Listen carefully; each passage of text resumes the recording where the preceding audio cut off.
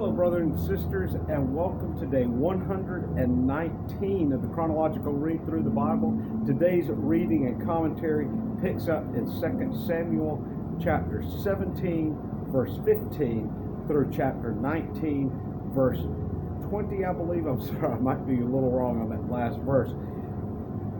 I wanted to just stress to you this is a time when really David and his family are just so at odds.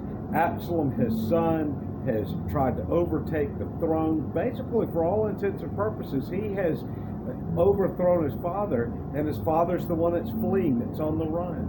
And David continues to tell the others, don't harm my son. Don't harm my son if you come to him. Now, we're going to see this is not the position of his lead general. His lead general is like, this is going to end now, and this seems to be the modus operandi every time of his general. He oversees the situation and makes sure that it's properly dealt with. He doesn't just leave the kingdom hanging. Well, I wanted to take a moment and us consider Psalm 3. Psalm 3 was written in this time, a psalm when David was fleeing from Absalom, and it says, "O Lord, how my adversaries have increased. Many are rising up against me." If you remember, as he's leaving Jerusalem, he's encountered by Mephibosheth's servant, whom David had appointed as a servant, and he's saying, "Oh, Mephibosheth's no longer against you, but I, king, I'm for you."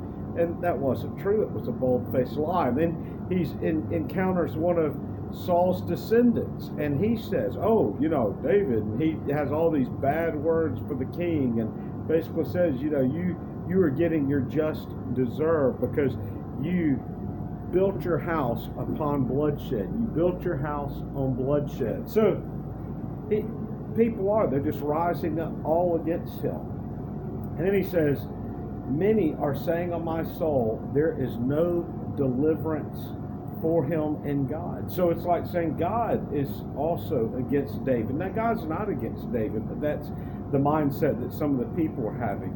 "But you, O Lord, are a shield about me, my glory, and the one who lifts my head."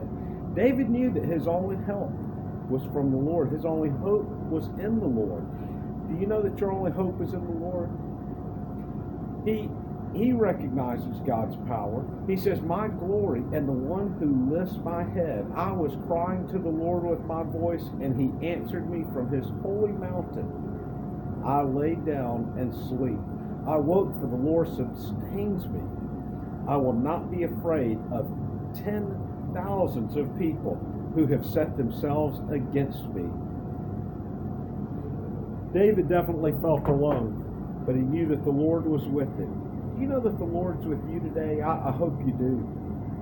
Absalom's end kind of came in an interesting way because his death basically came about due to his vanity.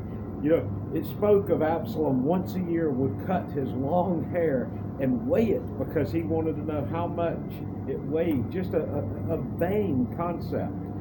And it's his hair that gets caught up in a tree as he's riding. Now, there's one thing that's interesting. In some Bible versions have him riding a mule. And I think that that's important to point out because in him riding a mule, that was an animal that was not one that he could technically be riding, because a mule is a mixture between a donkey and a horse and not something that he could ride. His hair will get caught up in a tree, and David's general, along with a group of men, will put Absalom to death. How tragic of an end of the king's son. Brothers and sisters, I do hope that your day is going well. I'm sorry my time is kind of packed today, so this is just going to be a shorter commentary. Take a little time and read through Psalm chapter 3. Hope you have a blessed day.